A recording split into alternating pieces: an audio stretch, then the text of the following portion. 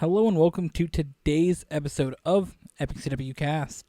And in today's podcast episode, we're talking about a very interesting topic. We're talking about, should Red Bull return to NASCAR? So, as you know, I'm a fan of Red Bull F1 team.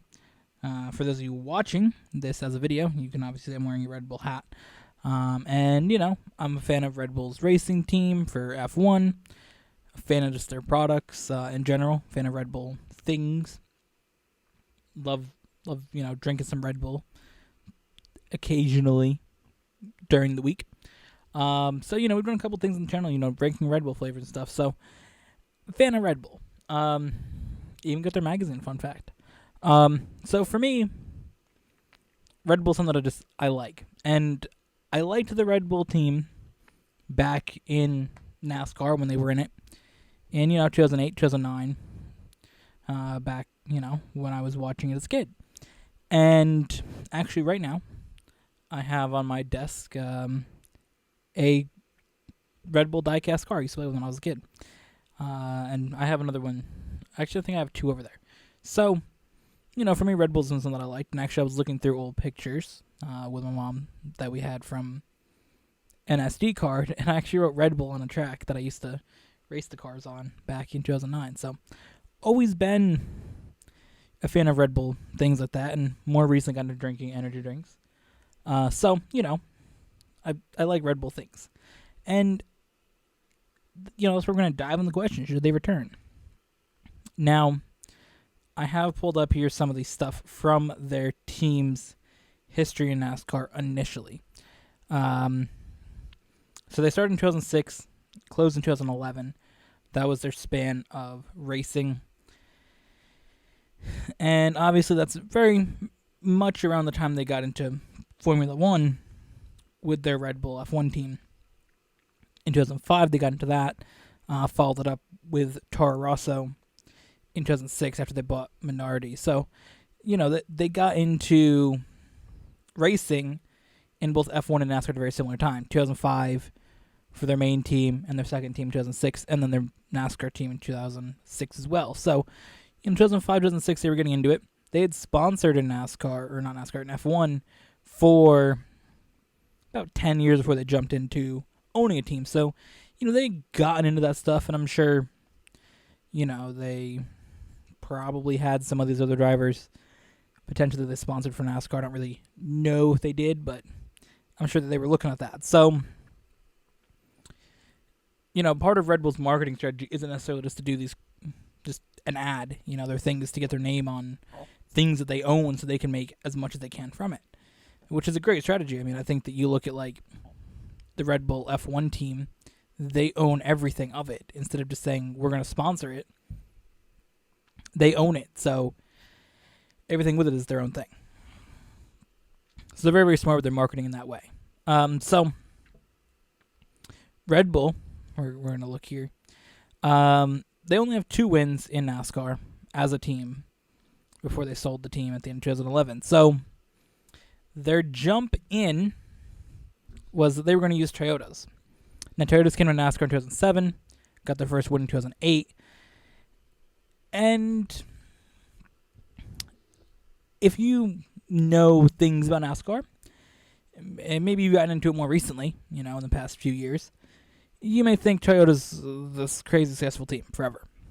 But you probably wouldn't know, and maybe some people forgot, when Toyota joined NASCAR in 2007, they were absolutely terrible.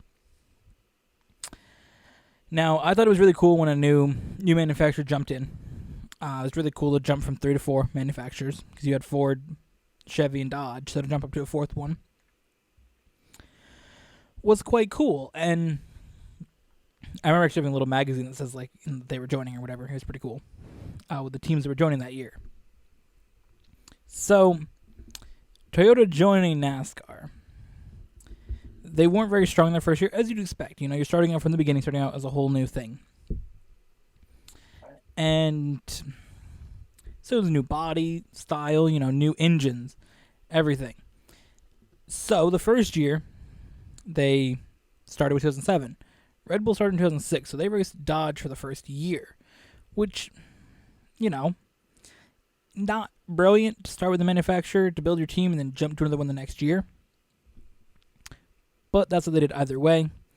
Then you sort of saw the introduction of Toyotas, and they were terrible. They couldn't even qualify for the race. I know you had Michael Waltrip Racing, Red Bull Racing. I don't remember the other teams, really, that were from Toyota in the beginning, but I think you had, one other one that was in there. Maybe we can see that. I'll look that up. But let's see what they had in 2007. So, again, I know they had Red Bull and Michael Waltrip Racing, but nope, 2017, not the wrong one. 2007.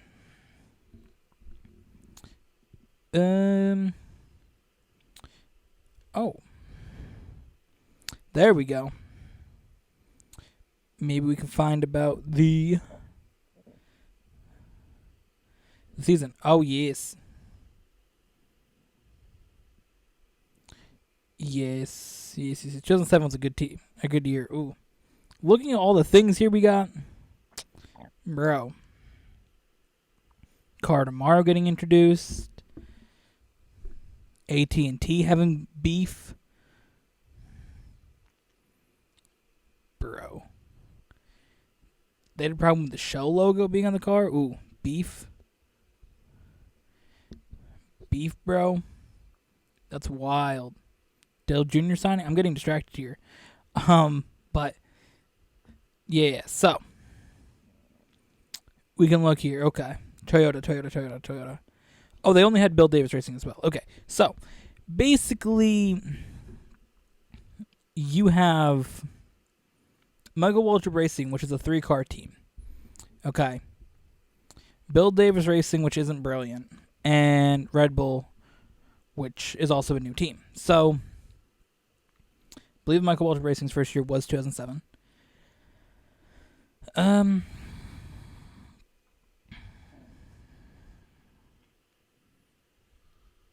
No. Okay, so it was 2005. And then 2006. So after that they joined. So they were only for 2 years. And Bill Davis Racing has never historically been great from their existence. So yeah, you had a bunch of these teams that weren't brilliant. You get Red Bull, which is almost new. So, and again, they're not having great drivers either. You got, David Ruderman, who's a rookie in a Toyota. You have Michael Waltrip, who's not brilliant as a racer that much, and Terry Labonte, who was on the end of his career, both driving that car. You also had a guy named P.J. Jones driving with David Ruderman. Didn't know who the hell that is. Dale Jarrett, great driver earlier, not brilliant at that point. And then you jump to Red Bull, and they have a rookie in AJ Allmendinger and Brian Vickers. So they don't have great collection of drivers. And Toyota struggled the first year. Couldn't qualify for a bunch of races. So it wasn't looking brilliant. I'm reading here about Red Bull. It says that Vickers ended the season 38th in owners' points, which is bad because there's 43 cars. So Red Bull had a very, very rough start. They didn't pick necessarily the best time to join in, joining with Dodge for 1 year, then to Toyota, and then Toyota was bad at the start. So it was a struggle period for sure. And again, they didn't have brilliant drivers. I'm just going to read you this is their list of drivers that Red Bull has had in their entire history in NASCAR from 2006 to 2011. AJ Allmendinger, Matthias Eskram, Casey Kane, Casey Mears, Boris Said, Mike Skinner, Reed Sorensen, Scott Speed, Brian Vickers, and Cole Witt. Right. So, when you read that list, the only name on that list that really says talent is Casey Mears. Now, a lot of their thing was that they kind of thought they could do a similar thing with Formula One, where they would just jump in and do decent right away. The issue is they weren't necessarily starting from building a team, hiring these people that, can jump in and just make it good right away. They have great people in the Formula One team they put together right in the beginning. Like, it wasn't that long. They started the team in 2005, won a championship in 2010.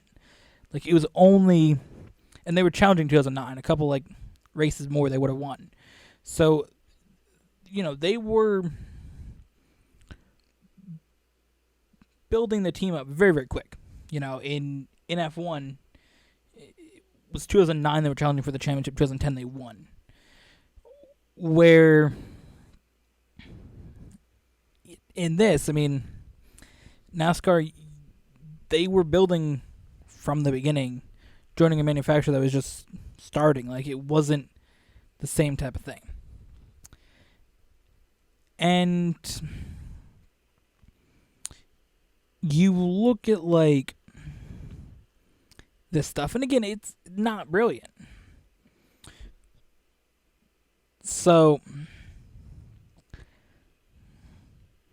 again, a lot of the stuff isn't brilliant.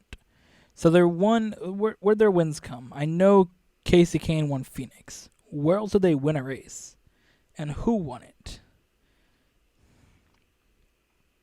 I know it wasn't AJ Allmendinger because his first win was in the 47 car.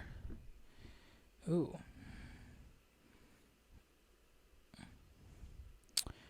Okay. Did Brian Vickers get a win for them?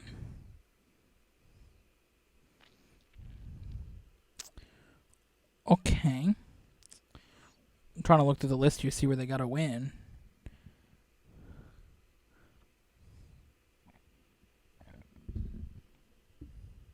They won 2 Cup races. Where else did they win, dude? I'm very, very confused. Oh. Brian Vickers did win for them. Michigan 2009. Okay, so they won Michigan 2009, and they won Phoenix 2011. Those are their only 2 wins in NASCAR. Now,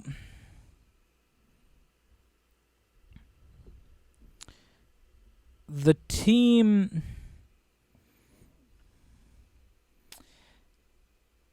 again, it wasn't brilliant for them. And the other thing is, you got to think, they jumped in at a time when they had to race Dodge for a year, then race Toyota when they were just developing, and also develop 2 different cars at the same time. Because 2007 was the introduction of the car tomorrow, which is a different body style from the cars that they were racing, the Gen 4 to the Gen 5 car, basically. So 2007 NASCAR did, which I thought was very interesting. I'm be honest, I'm one of the few people that likes the car tomorrow design. But I thought it was very interesting that they did both the car tomorrow and the, exiting Gen 4 car. I thought it was awesome that they did sort of both of those in one season. So it was a test of the car tomorrow, get people, to vibe with it, because it's a completely different body. But if you're a new team starting out, bit of a yikes time to start. And honestly, a bit of a yikes time for Toyota to start. Let's not, give them any credit there. Now, they did also get 10 pole positions in the Cup Series. Shout out to that. That's not brilliant either, but still. They struggled, for sure. But, they had tried to throw in some drivers that kind of failed in Formula One, like Scott Speed. That was the big one. Scott Speed was the driver that they had in the Toro Rosso. Clicking on Scott Speed's information here, he was, first of all, the first American to start a Formula One race since 1993, when he started in 2006. But he only did 28 races, and then was replaced by Sebastian Vettel, who went on to do really well for Red Bull and win the 4 championships in the car. But, Scott Speed struggled in the second team in Formula One, and then they threw him into NASCAR. And I don't really know how. Well, let's see how he did in NASCAR. So Scott Speed, not brilliant in F1. Okay. He does a truck race in 2008. And then he kind of just jumps and gets put into the Cup Series. That's a big difference. Now he did run some ARCA racing as well, but going from ARCA to the Cup Series in that short of a time without being super brilliant is wild. Now, he did go, for a championship in 2008. I remember watching a little bit of a video about that in ARCA. But to jump from ARCA in 2007,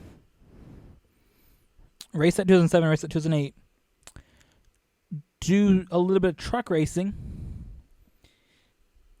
and then be a Cup driver isn't brilliant. But hey, he drives Subarus for rallying apparently now, so shout out to him for that, because that's dank. Subaru rally, lit. But that's the thing. That wasn't a brilliant move, moving one of your sort of failed F1 drivers to the team. So, and they also, we should point out, were always a 2-car team. The number 83 and number 84. They ran 84 with AJ Allman during 2006, 2007, and part of 2008. Also, Mike Skinner did some races there in that car, and so did Scott Speed. Then they changed it to number 82 for Scott Speed in 2009, 2010. And then Casey Kane, by far the best driver that they had, they renumbered it to number 4. The other number was 83, which was always 83. And then they brought back the number 84 for 2 races to finish off their time. So they did do a 3-car team for 2 races. But Red Bull didn't have a brilliant time in NASCAR. And I think it really all came out of timing and drivers. They just didn't have a brilliant, driver lineup. They didn't have a brilliant start, and I think that by the time they started to get a good driver, they were heading out. Now, granted, Casey Kane was on a contract for 1 year. It was kind of like a period between Casey Kane from Evernham to Hendrick. He had to get 1 year in there.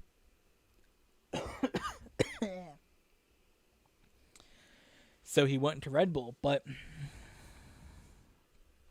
that was not brilliant. So they ended up selling the team to BK Racing, which ended up closing a few years ago, I believe. BK Racing closed in 2018. So yes, BK Racing bought the former Red Bull operation for around $10 million. So,